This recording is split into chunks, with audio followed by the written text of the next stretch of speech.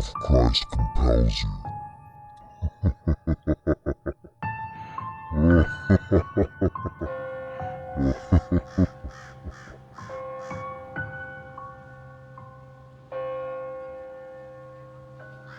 I get people once in a while saying, "How do I become a demonologist?" Trust me, you don't want to be a demonologist. It is a lonely and psychologically tasking life. I've been spit on, kicked, thrown up on, thrown across the room, and have had my thumb broke in all exorcisms. It isn't like other jobs. I can't gripe about my job to people. I had a crappy day at the grocery store. Well, I had a demon and a 15-year-old child kick me across the room. The average person just doesn't really understand. And truthful, very few of my friends know what I do, and none of them know what I go through. I work with the Roman Catholic Church with a couple of priests. We have started to talk more about how these things are affecting us in our daily lives. Father J and Father G, both very kind men from more protected backgrounds than I. The last few months they seem to be getting broken down or traumatized more and more. I believe coming from a more naive background, evil like this is harder to take. I'm a South Side Chicago boy, from a different mold to seminary and Latin students from small towns. I have to be a little careful with my aggressive personality. Both the fathers I work with are so meek. Their idea of a fun day is fishing and my idea of a fun day is hot rods.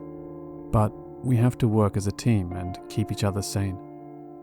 A few weeks ago, Father J had a breakdown. After we met for the first time with a client, Father J lost it in the car on the way back to the hotel we were in. A 65-year-old man and friend in tears, yelling, "I'm done with this, I can't do this anymore." After dealing with a possessed woman for 4 hours is hard and dark. Father G and I got him back to his hotel room. Father J was still a mess. I went to my room and got my bottle of scotch I bought. "Here, drink this." "I don't drink." "God doesn't give a fuck right now. Drink," I told him. I shake the bottle in his face, then said in a stern voice, "Drink." Father J took a pull of the bottle and made a god-awful face through his red and tear-wet face. "Hobbs, why did God send me down this path? I can't do it. I hate this." "You can quit any time," I answered. "After all, this is a shit way to live." "I'm questioning my whole life. I should have been..." He stopped. "Just say it. Just say you're done." I noticed Father G was standing behind me. We all stood quiet for a minute. Then Father J sniffles and said, I've never drank before. Can we get drunk tonight?" The three of us burst out laughing. This is a true story that happened in a small town in the middle of Illinois, between me and 2 priests, and we're all doing fine.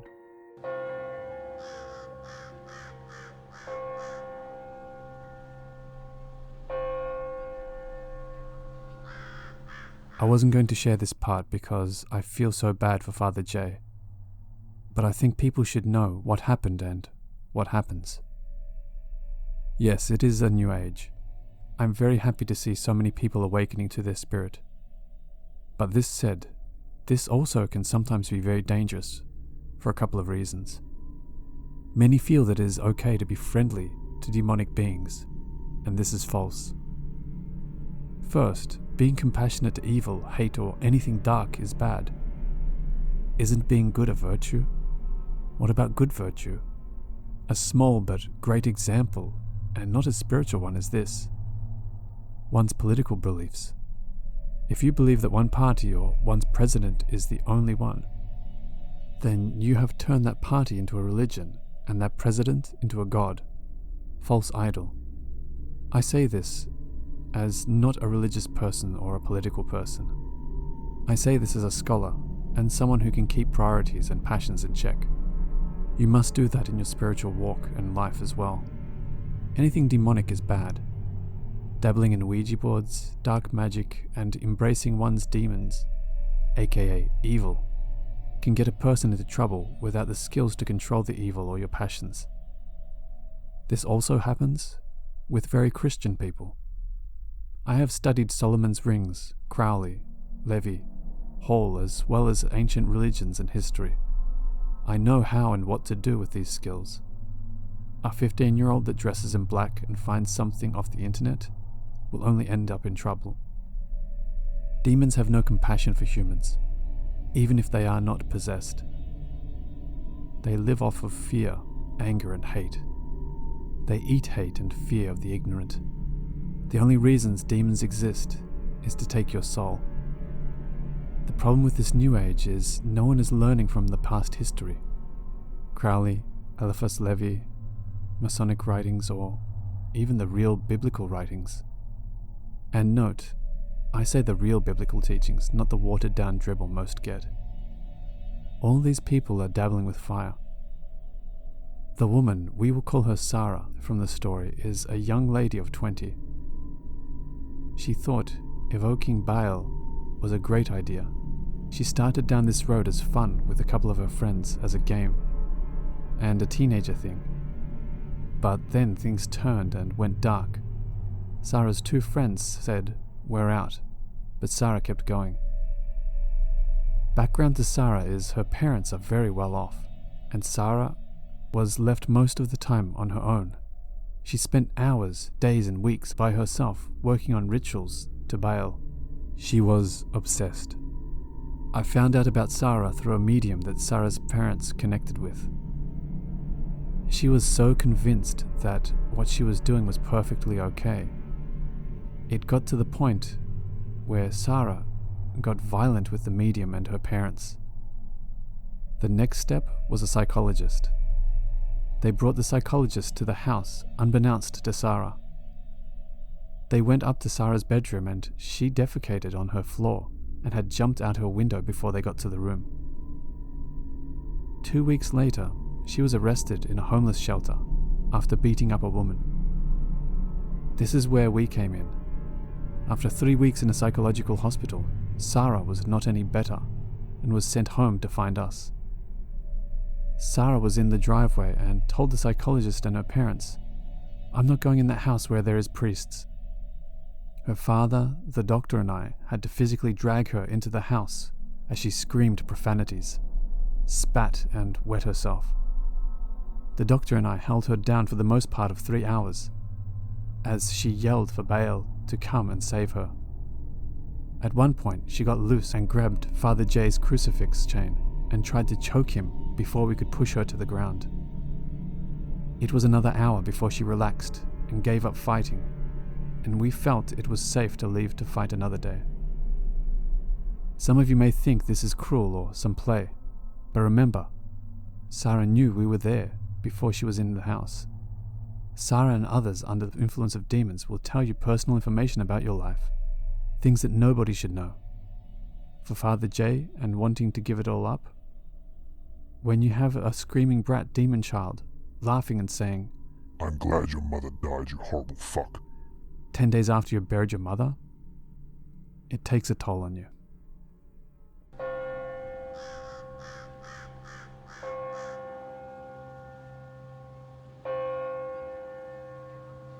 I am doing this to educate people about the subject and the evil and dangers of dabbling in dark things.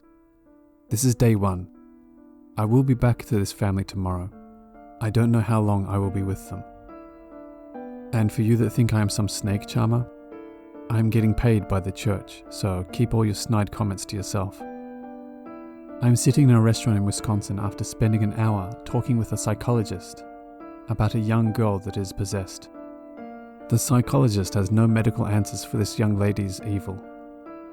The family has gotten to a breaking point with said girl, whom we will call Lucy, after she almost burnt down the house. Lucy told her parents and the doctor that a demon told her to. She even gave the demon's name that matches a correct name of a demon in ancient scriptures.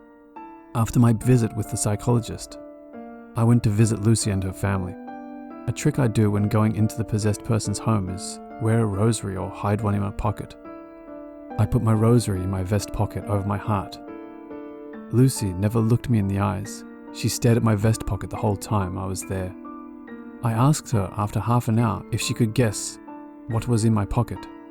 She answers, a cross. I told her I got it from a nun in Mont Saint-Michel, and if she wanted to hold it. Lucy stood up and walked into her room. I sat with Lucy's parents and talked game plan. Lucy was hurting her younger brother and has killed a family cat.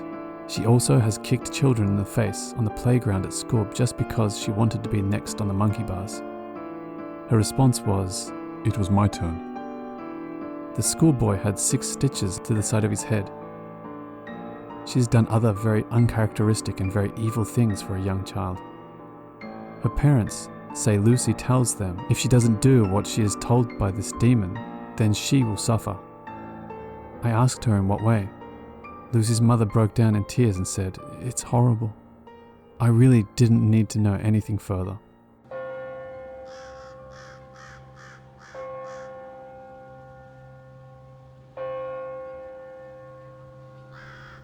Afternoon now. Had our first encounter with Lucy's demon. It was very stubborn to start with, but I have my ways of getting at spirits. I kept hammering at it to leave Lucy, the poor child, and the demon kept asking where Father T is. I do not work with Father T. I don't know why this demon was so fascinated with Father T. Maybe he was supposed to be here at this exorcism? I had long talks with Father T about this exorcism in the last weeks. Father T was never intended to come with me. I think demons can see in 4th or 5th dimensional time from some of the experiences I've had in the past. I spent most of the morning into the afternoon with Lucy. I don't like to push it too hard with children. They lose energy and then it is more difficult to start up the next day. I need the child to trust me, not hate me. I get enough hate with demons. Another interesting tidbit, Lucy calls her demon Hiding Man. That gives me a clue that this demon is hiding and not supposed to be in Lucy, and it knows it. Her mum is holding up okay. Yesterday when I met her, she seemed to be a little mouse, but today, she's a lioness, very strong and powerful. I'm very proud of her. Dad is a great man. Really has taken ownership of being a true father to the family. Square and honest. I feel even more compelled to do my job, not just for Lucy, but for the family. I'm beat. Time for a little nap.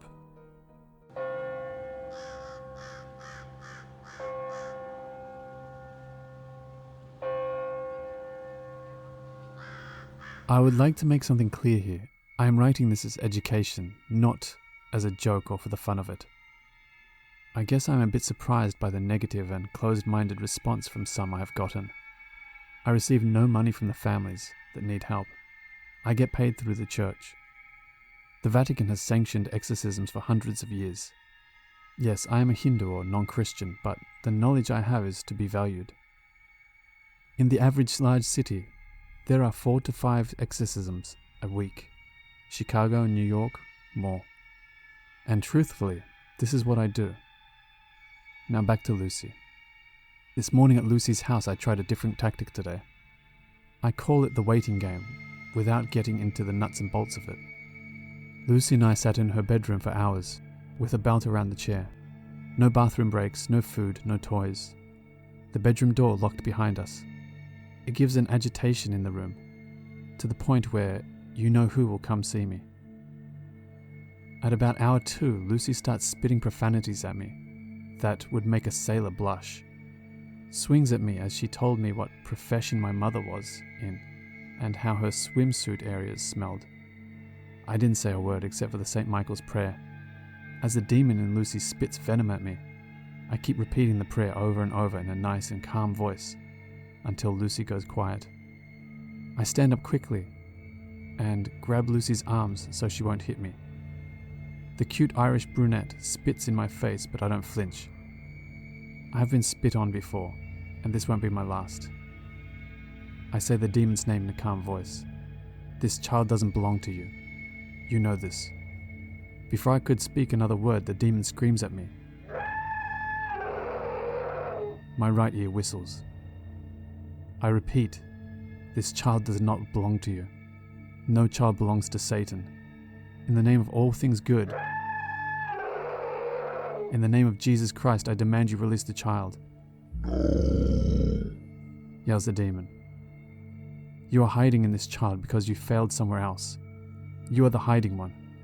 Fuck you. The demon yells. Out in the name of God and all things good, I fill this room in the white light of the 4 angels, Michael, Gabriel, Raphael, Uriel. Now I ramp it up. You hurt me.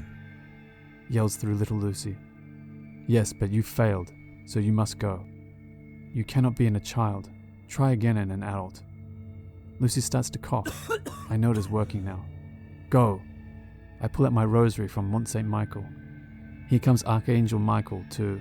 The demon through Lucy starts saying something in Latin. I wanted to remember what it was, but now hours have passed and I've forgotten what it said. Propitius? Or propolis or something? Something prop. It was a mumble and through coughing. Go now. Go. Go, in the name of Jesus Christ, go. I kept on the demon for some time, not sure how much time went by. Lucy coughed till she threw up and started to cry. She yelled out for her mother. I let go of her arms and hugged her. You're okay, Lucy. You're okay. Vomit and sweat on both of us.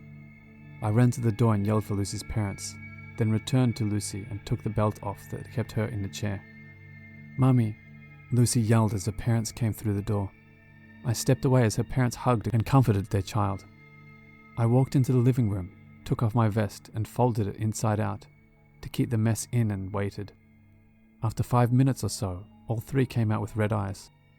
Hi Lucy, how do you feel? Sheepishly, like all children, Lucy says, good. As a test, I hand her my rosary and she takes it. A good sign. Is this the cross the nun gave you? Yes. It is pretty. Lucy rolled the beads in her fingers, then held it to the light. Sparkles. Mum, I'm tired. Lucy's father asks if she wants to take a shower and have a little nap. It was only mid-afternoon, but poor little girl. This is how most exorcisms go. The patient seems to change personality instantly, and is also very exhausted. I will visit Lucy and her family tomorrow, and the following day, at least to make sure everything is well.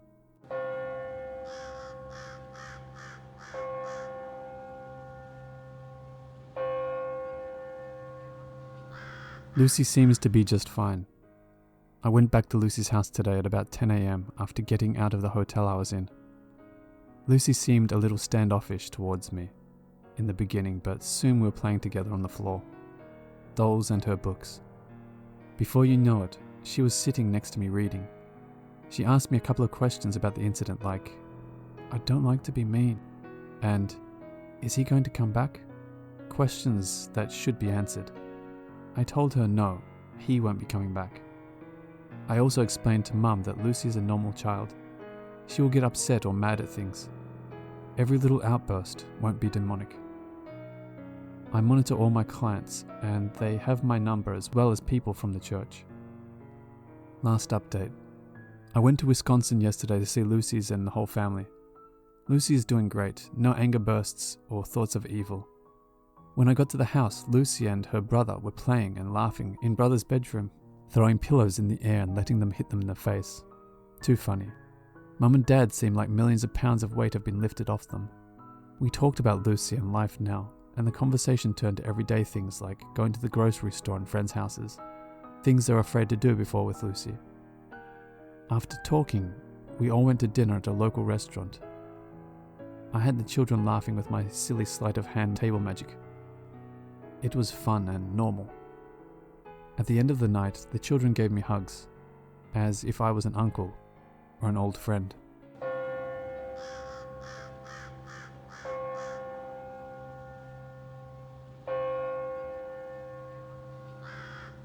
Hello watchers and listeners, thank you so much for watching.